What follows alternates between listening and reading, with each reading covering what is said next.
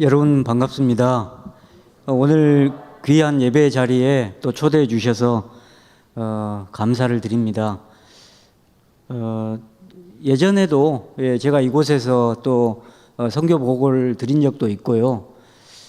제가 이제 잠깐 PPT를 통해서 사진 몇 장 좀 보여드리면서 그동안 제가 꾸준하게 일관성 있게 사역해 온 것들을 다시 한번 좀 보고를 드리려고 합니다.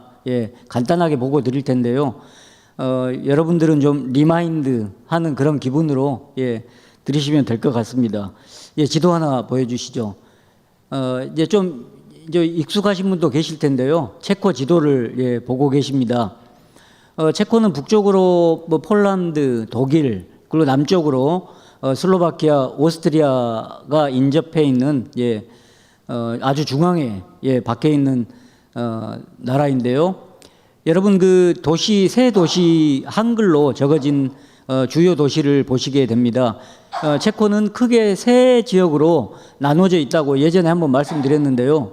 또 다시금 좀 생각나시게끔 말씀을 드리자면 중서부에 위치한 프라하 있죠. 중앙 쪽에 프라하를 중심으로 해서 보헤미아, 보헤미아 지역이 해당하겠습니다. 그리고 아래쪽에 브루노라는 도시를 중심으로 모라비아, 모라비아 지역이라고 부르고요. 다음에 오스트라바, 저쪽 동쪽 오른쪽 끝에 있죠.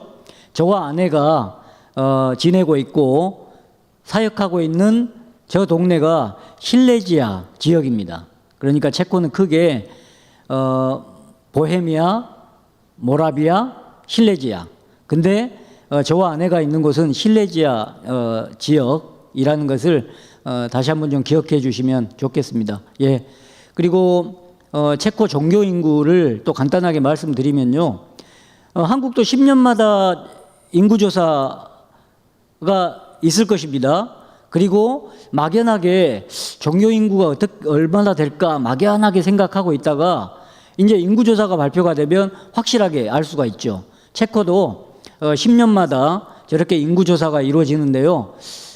시간 관계상 다른 교단은 그냥 이제 넘어가고 아니요. 저 표를 보여주셔야 됩니다. 중앙에 있는 개신교단, 우리 개신교인의 숫자가 얼마나 되냐면요. 30년 전 1991년도에도 4%에 불과했어요. 많지 않았죠. 왜냐하면 체코가 300년 동안이나 우리나라 조선시대 때는 체코의 300년 동안 재카톨릭화, 계속 개신교인들이 핍박을 받는 역사가 있었습니다. 그리고 20세기 들어서 반세기 동안 공산 정권이 들어서 가지고 소련의 위성국가가 되었죠. 그렇게 해서 계속 핍박을 받다 보니 개신교인들 숫자가 과거에는 좀 제법 있었어요. 그런데 근래 들어서 이렇게 숫자가 확 줄어든 것입니다. 그리고 1.8%, 1.4%에서 재작년에 조사해 봤더니 1%예요. 그러니까 체코 전체 인구가 한 1,000만 명 정도 되는데요. 우리나라 남한의 한 5배 정도 인구가 적죠. 그런데 개신교인 수는 1%에 불과합니다. 그리고 아래쪽에 제가 2021년 가나안 성도라고 제가 좀 의미를 붙였는데요. 이 의미는 무엇이냐면 나는 하나님을 믿는다. 하지만 교회에는 나가지 않겠다라고 얘기하는 체코인들, 캐톨릭과 개신교인들 이건 합한 숫자입니다. 9.6%예요. 그래서 체코는 무신론자들이 대부분입니다. 그래서 이 말은 아직도 체코에서 복음을 전하고 그들에게 씨를 뿌려야 될 대상들이 많다는 것을 의미합니다. 넘겨주십시오. 저는 오스트라바를 중심으로 실레지아 지역에서 개신교회들과 선교 동역을 꾸준하게 해오고 있습니다. 그래서 현직 교회들 방문해서 같이 예배도 인도하고 성찬식도 함께 거행하고 그리고 순회 설교를 우리 지역 교회들 다니면서 많은 좀 동역을 해오고 있습니다. 예. 그래서 우리 가족들도 다 저의 동역자들 아니겠습니까? 그래서 찬양 사역도 하고 그리고 지역 교회들 여러 가지 각종 프로그램들, 예, 교회 프로그램들에 참여해서 또 유익을 주고 있습니다. 예. 그리고 오래전부터 전도와 선교를 감당해 오고 있는 현지 선교기관들이 있죠. 제가 파송 받기 이전부터 현지인들을 대상으로 해서 복음을 전하고 선교하는 기관들이 있다란 말입니다. 저는 이들을 그냥 제가 편의상 그냥 풀뿌리, 예, 풀뿌리 전도기관들, 선교기관들이라고 부르고 싶은데요. 이들이 더욱더 좀 잘할 수 있도록, 예, 힘을 낼 수 있도록 좀 에너지를 공급하는 일을 또 하고 있습니다. 저는 이제 은퇴하면 한국으로 돌아오려고 합니다. 예, 뭐 은퇴할 시기가 이제 다가오고 있겠죠. 하지만 저 풀뿌리 사역자들은 계속해서 그 사역을 이어가야 되기 때문에, 예, 에너지를, 예, 공급하는 일을 하고 있습니다. 예. 그리고 약하고 소외된 이들을 돌보는 사회복지 시설들과 협력하는 일입니다. 이 일은 제가 초창기 때부터 가장 좀 애정을 가지고 해왔던 일입니다. 그래서 그곳에서는 디아코니아라고 부르는 것이 사회복지 시설들이죠. 장애인들, 뭐 노인분들 그 보호하는 시설들, 고아원, 예, 이런 곳을 찾아가서 또 이 사역자들과 협력하고 있고요. 저는 그곳에서 또 영성자문위원이라는, 예, 또 공식적인 직함을 가지고 또 일하고 있습니다. 예. 그리고 오스트라바에는 루터교, 침례교, 오순절 등 다양한 교신교회들이 있지요. 그래서 여러분 지금 사진으로 보고 계시는 분들은 저와 함께 동역하고 있는 오스트라바 개신교회들을 섬기고 있는 목회자들입니다. 그래서 저 한 분 한 분이 저의 소중한 동역자들입니다. 제가 지금 여러분에게 보고를 드리면서 협력한다, 연대한다, 동역한다, 이런 단어를 제가 많이 쓰고 있는데요. 그 이유는 그렇습니다. 한국에서 온 저 같은 선교사가 이 체코 땅에서 독단적으로 혼자 일할 수 없습니다. 반드시 그곳 상황을 면밀하게 검토하고 파악을 해서 그곳에서 열심히 일하고 있는 그 교회와 사역자들과 함께 하나님 나라를 세워 나가야지 통하는 선교지가 바로 체코 선교지이기 때문입니다. 예. 그리고 저도 오스트라바에서요, 매주일 한인 예배를 인도하고 있습니다. 저 사진이 6월 달에 찍은 사진이니까요, 아주 가장 최근 사진이 되겠습니다. 뭐 매주일 한 10명, 예, 잘 나오면 10명, 예, 정도 모이는 정말 조그만 공동체지만, 지역사회에 좀, 축복의 통로가 되기 위해서 또 나름 좀 힘쓰고 있습니다. 예. 그리고 한국 체코 교회 간 교류에 또 징검다리 역할을 하고 있죠. 그래서 한국 교인들이 체코를 방문한다거나 또 체코에서 반대로 한국을 방문하게 될 때 그 다리 역할을 할 사람이 필요하잖아요.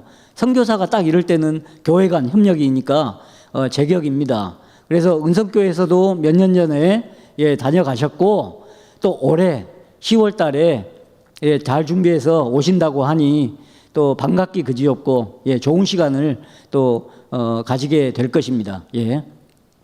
예, 그렇게 저렇게 그래서 학생들, 예, 학생들도 와서, 예, 같이 타문화권에 있는 저 그리스도인들도 똑같은 예, 신앙인들도 그리스도 안에서 우리 한 가족이라는 것을, 예, 아주 강하게, 예, 느끼게 됩니다. 그래서 학생들, 청년들, 작년에 이르기까지, 예, 좀 여러 교회에서 방문한 그런 경험들이 있습니다. 예.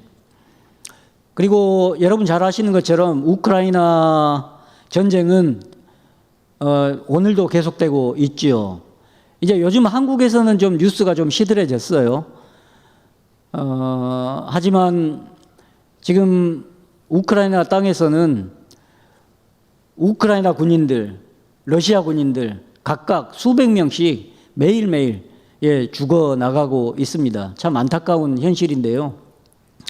그래서 그 전쟁이 터지고 1년 사이에 체코 땅에만 50만 명이 넘는 우크라이나인들이 넘어왔어요. 저렇게 오스트라바 중앙역에 기차로 계속해서 들어오고, 그다음에 난민 보호 시설에 끊임없이 사람들이 밀려들었습니다. 그래서 한 장 넘겨주시면, 우크라이나 난민들이 주위에 아른아른 거리는데 또 선교사가 가만히 있을 수는 없잖아요. 그래서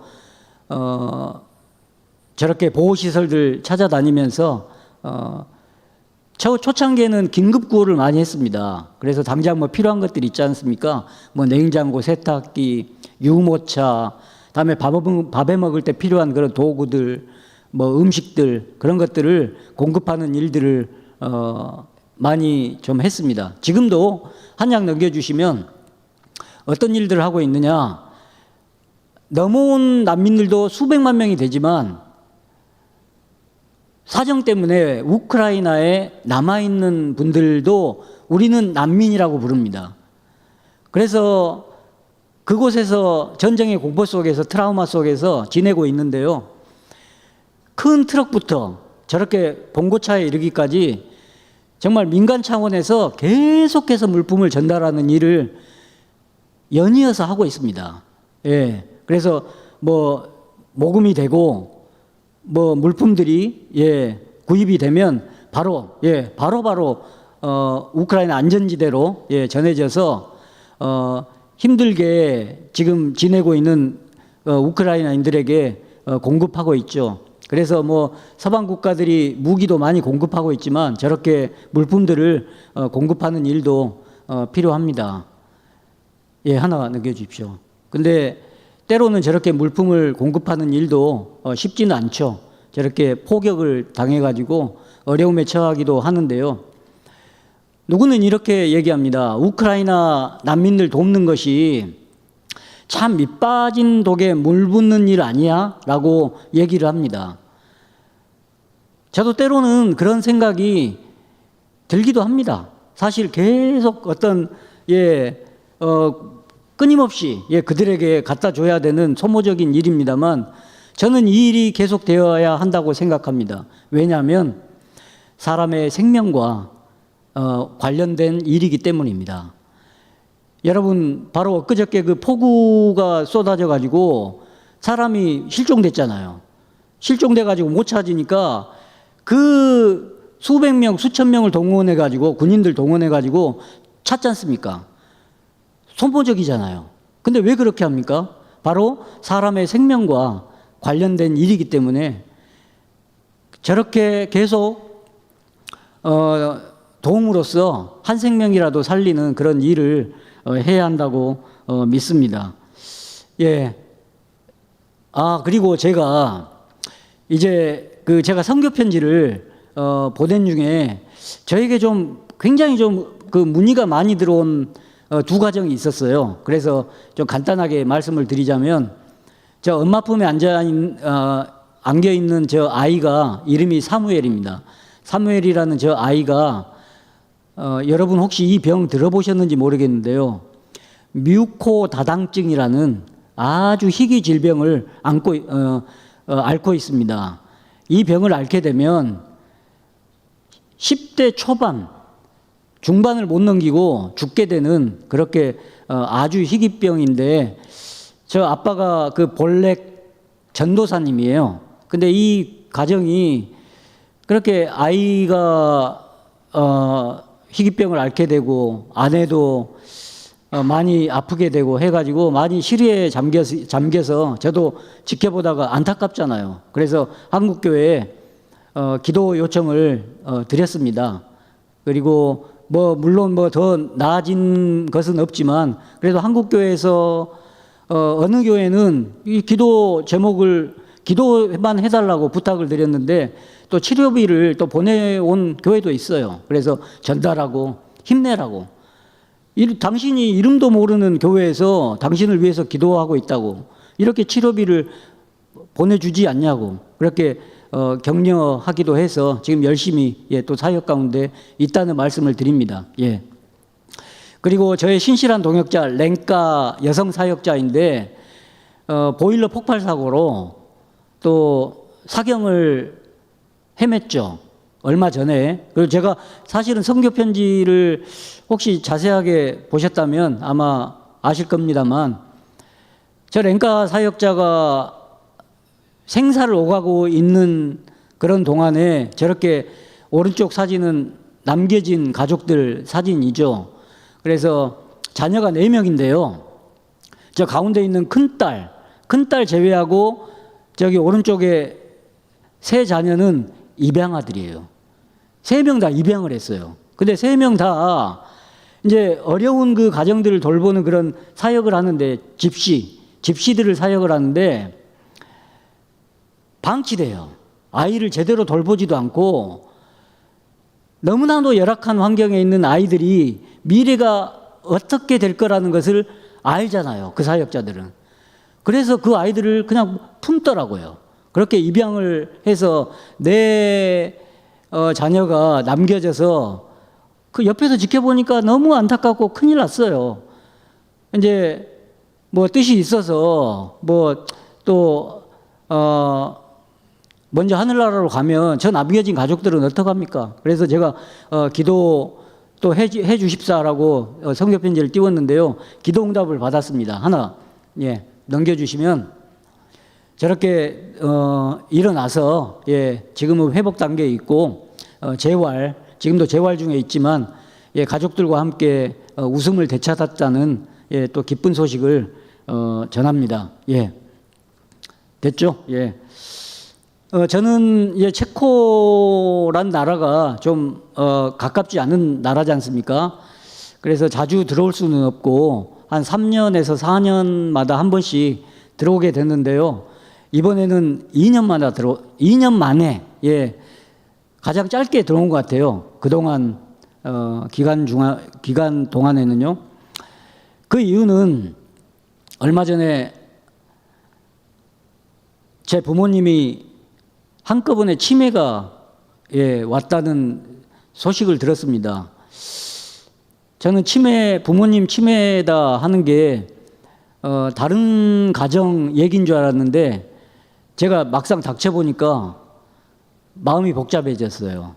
그래서 물론 전화로 형제들에게 안부를 물어도 시원치가 않고, 그래서 어떻게 하면 부모님을 좀 편안하게 좀 모실 수 있을까 고민하고 상의하기 위해서 사실은 들어온 것입니다. 저는 부모님을 너무너무 존경합니다. 특히 제 어머니를 참 존경합니다. 저는 어머니의 어릴 적부터 어머니의 신앙을 보고 자랐기 때문입니다. 제가 자라면서 뭘 봤겠습니까? 제 부모님 신앙 모습을 보면서 그렇게 자라왔던 것 같습니다. 제가 중학교 때 일입니다. 한 가지 예를 들어드리자면, 중학교 때 이제 도시락을 싸가고 다니던데요. 점심시간이 되면 가장 신나는 시간 아닙니까? 다시 이제 도시락 꺼내 놓고 이제 반찬 뺏어 먹고 즐거운 시간인데 한 학생이 슬그머니 나가요. 가정 형편이 안 돼서 도시락을 못 사온 학생이었죠. 근데 저는 이제 그 당시에 중학생 철없을 때니까 집에서 밥 먹다가 그냥 스리슬쩍 생각 없이 어머니에게 얘기했죠. 엄마, 가만 보니까 우리 반에 도시락을 안 싸온 친구가 한 명 있어요. 라고 저는 그냥 고자질하듯이 그냥 얘기했죠. 근데 어머니는 제 그 한마디가 마음에 걸렸던 모양이에요. 그래서 그 다음 날부터 저와 똑같은 도시락을 싸주시기 시작했습니다. 1년 넘게 그 도시락을 하루도 안 걸르고 싸주셨어요. 저와 똑같은 도시락을.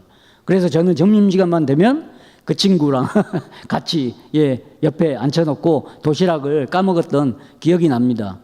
여러분, 이거 쉬운 일 아닙니다. 며칠 그렇게 호의를 베풀 수가 있겠죠. 근데 제 형도 도시락을 싸야 됐고 저 친구 아침마다 그 수고를 하셨는데요. 또 제가 대학생 때 일입니다. 저도 이제 사립대학교를 다녔는데요. 딱 한 학기 한번 1등을 한번 한 적이 있습니다. 그래가지고 1등을 하고 나니까요, 전액 등록금이 면제가 된 거예요. 얼마나 기쁜지 모릅니다. 그래서 이제 부모님께 낭보를 전했죠. 아, 이제 걱정 안 하셔도 됩니다. 한시름 놓으세요. 했더니 어머니가 저에게 뭐라고 하시냐면, 이게 다 너가 열심히 한 건 맞지만 이게 다 하나님의 은혜란다. 그러니까 너가 면제받은 그 금액만큼 등록금을 못 내는 친구가 있을 거야. 그 친구에게 너가 그 면제받은 돈을 그 친구에게 주도록 하자 하시는 거예요. 이것도 쉽지 않죠. 한 학기 등록금 여러분 짐작이 좀 대충 되시죠? 저는 가만 생각해 보니까 좀 억울한 면이 있어요. 왜냐하면 제가 열심히 밤잠 설쳐가면서 이룬 성과인데, 아니 이게 다 하나님의 은혜라고 그렇게 돌려버리니 어머니가 왜 그렇게까지 하시나 그때는 생각했습니다. 여러분, 제가 어머니 자랑이 좀 과했나요? 예. 제 어머니는 그런 분이십니다. 지금은 비록 요양병원에 좀 계십니다만, 제가 이렇게 어머니 얘기를 꺼낸 이유는 오늘 우리가 읽은 본문과 관련이 있기 때문입니다. 오늘 우리가 읽은 마태복음 5장 그리고 6장의 말씀은 예수님의 산상설교 내용입니다. 먼저 마태복음 5장 14절에서 16절까지 그 핵심이 무엇입니까? 너희는 세상의 빛이라고 말씀하십니다. 그러면서 그 빛을 사람들 앞에 비추라고 하십니다. 사람들이 너희의 행함을 보고 하나님께 영광을 돌리게 하라. 너희의 착한 행실을 마음껏 만천하에 드러내라고 말씀하십니다. 그렇죠? 우리가 잘 아는 말씀 아니겠습니까? 그런데요, 같은 산상설교 말씀인 마태복음 6장을 곰곰이 한번 생각해 보십시오. 6장 3절 4절. 오른손이 하는 것을 왼손이 모르게 하여 내 구제함을 은밀하게 하라고 하십니다. 이 말씀에서는요, 착한 행실이 은밀하도록 주의하라고 하십니다. 오른손이 하는 일을 왼손이 모를 정도로 은밀하게 하라고 하십니다. 여러분, 저는요, 청년 때 이 구절을 읽으면서 왜 예수님이 한 입으로 두 말을 하시지? 제가 그렇게 생각했습니다. 아니, 어느 구절에서는 너희 빛을 사람들한테 마음껏 비추라고 해놓으시고, 어느 구절에서는 착한 행실을 은밀하게 드러내지 말라고 하세요. 여러분, 저만 그런 혹시 의문을 가졌습니까? 여러분은 이런 상충되는 듯한 말씀을 어떻게 이해하고 계시는가요? 예수님의 말씀을 따르는 사람들은 빛을 비추어야 합니다. 사람들은 그 비추는 빛을 보아야 합니다. 그러나 빛을 비추는 자는 그 빛을 비추고 있는 자기 자신은 그 의로움을 감추어야 합니다. 착한 행위를 행하고 있는 자기 자신은 잊어버려라는 말입니다. 이것이 오른손이 하는 일을 왼손이 모를 정도로 은밀하게 행하는 방법입니다. 내가 누군가에게 선을 베풀고 구제하였으니까 난 특별하고 좋은 일을 한 거야. 난 하나님으로부터 좋은 것으로 보상받을 자격이 있어. 이런 마음을 먹지 말라는 것입니다. 귀한 일을 감당했으면서도 저는 무익한 종입니다. 저는 당연히 할 일을 했을 뿐입니다라고 고백할 뿐입니다. 그 사람의 그 빛을 비추는 행동은 비범합니다. 특별합니다. 하지만 그 특별한 일을 행하고 있는 정작 자기 자신은 그냥 나는 할 일을 했을 뿐이야.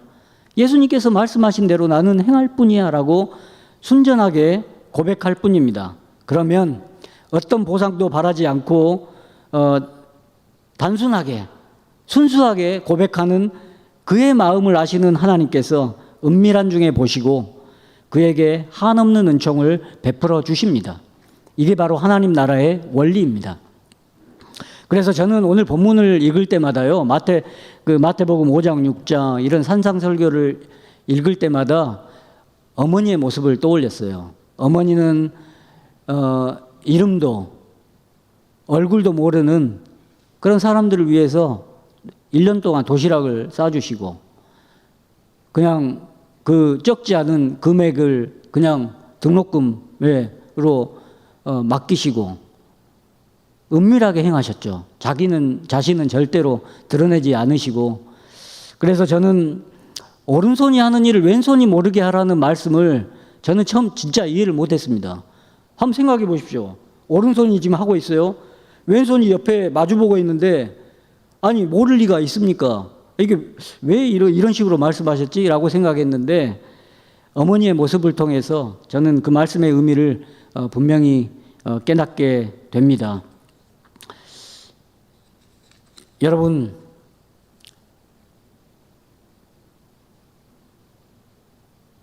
이렇게 우리가 지금 앉아있는 지금 우리들 말입니다.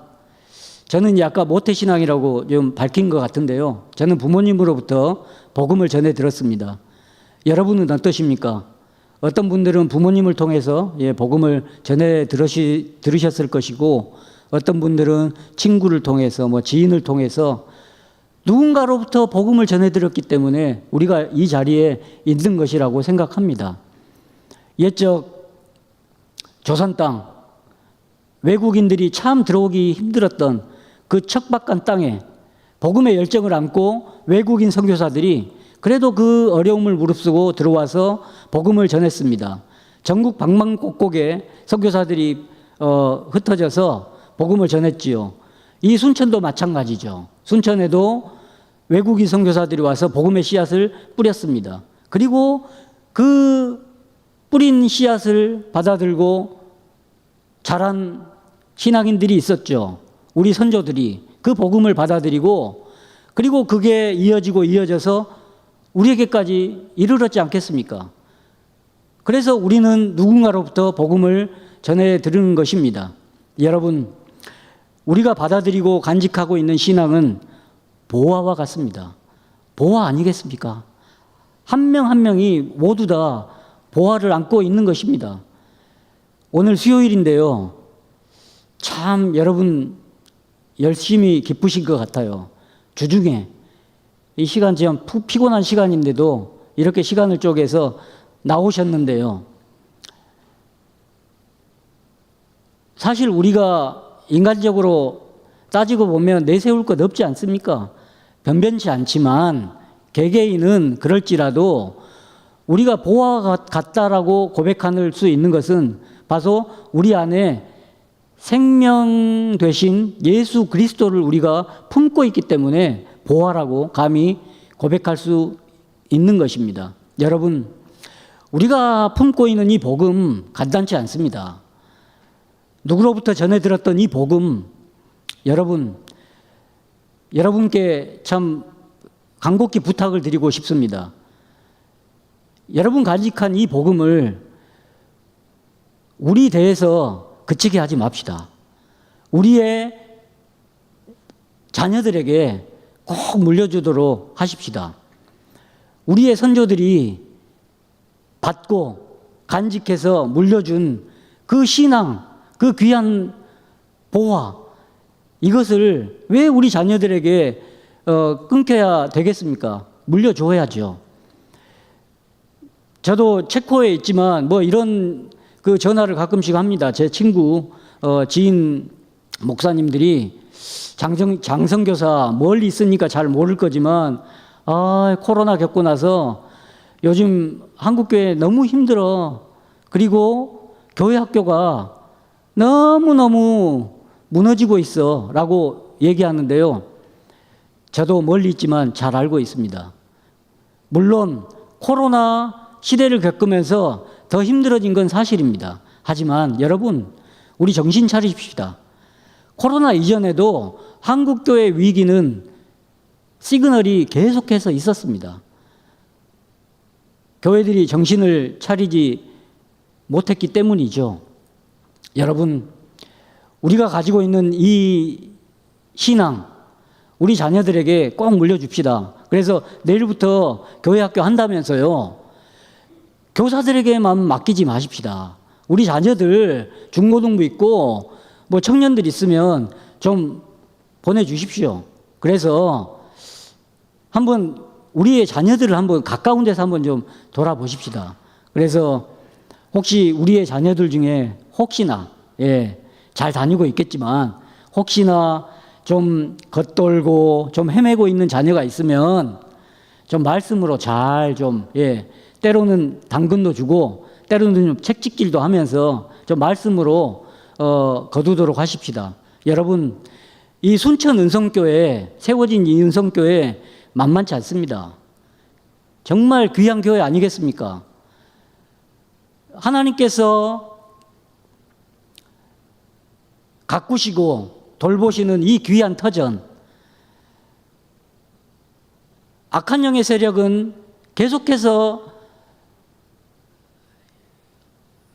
이 탄탄하게 세워진 이 토대를 무너뜨리려고 타협하고 굴복하게 하려고 시도할 것입니다. 하지만 저는 믿습니다.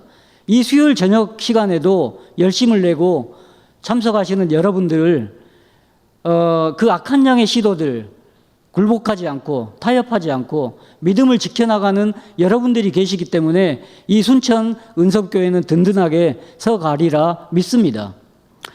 여러분, 아까 제가 말씀드렸죠. 체코 땅에도 1%밖에 되지 않는 정말 나무가 베이고 난 다음에 그 그루터기, 저는 이런 표현을 씁니다. 참 1%밖에 되지 않는 그루터기와 같은 체코에도 신앙인들이 남아 있습니다. 그리고 그 신앙인들은 오늘도 부흥을 꿈꾸며 애쓰고 있습니다. 여러분 기도하실 때요, 체코 선교지에 그 1%의 그 그루터기들이 소망의 끈을 놓지 않고 지치지 않고 그들이 부흥을 이뤄나가서 한국교회도 좋은 소식을 전할 수 있게 해달라고 기도해 주시기 바랍니다. 하나님의 풍성한 은혜가 여러분 모두에게 함께 하시기를 주님의 이름으로 기원합니다. 기도하겠습니다. 하나님 아버지, 선하신 하나님께서 지금 이 시간까지 우리들의 삶을 지키시고 인도하여 주심을 감사합니다. 하나님, 순천 은성교회 위에 주님의 크신 은혜와 평강으로 함께 하시고 지역사회 등불을 밝히며 소망의 에너지를 공급하는 귀한 교회 되게 하여 주시옵소서. 모든 것 감사드리며 예수님 이름으로 기도합니다. 아멘.